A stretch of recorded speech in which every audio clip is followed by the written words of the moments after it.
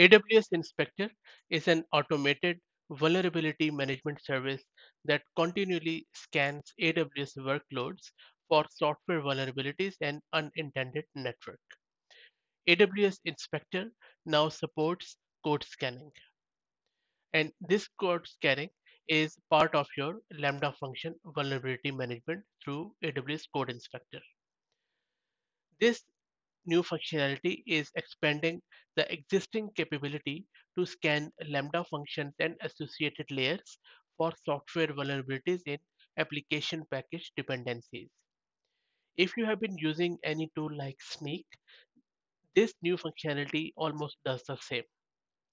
And now with this expanded feature, Amazon Inspector now also scans your custom proprietary application code within a Lambda function for code security vulnerabilities such as injection flaws, data leaks, weak cryptography, or missing encryption based on AWS security best practices. Upon detecting code vulnerabilities within the Lambda function or layer, Amazon Inspector generates actionable security findings that provides several details such as security detector name, impacted code snippets, and remediation suggestions to address vulnerabilities.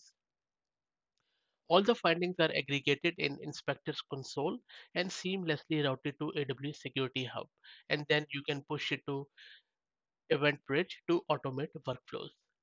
If you want to enable this Lambda scanning in your AWS Inspector, you need to go to AWS Inspector service in your AWS account and then click on Settings, Account Management on the left hand side, and then within Account Management on the right hand side, click on this orange button, Activate, and then select AWS Lambda Standard Scanning.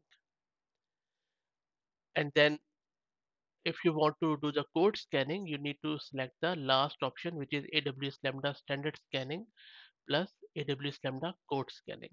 So this will enable the code scanning plus the standard scanning in your environment. By default, it is disabled. And if you're using multiple regions, then you need to do the same in every region.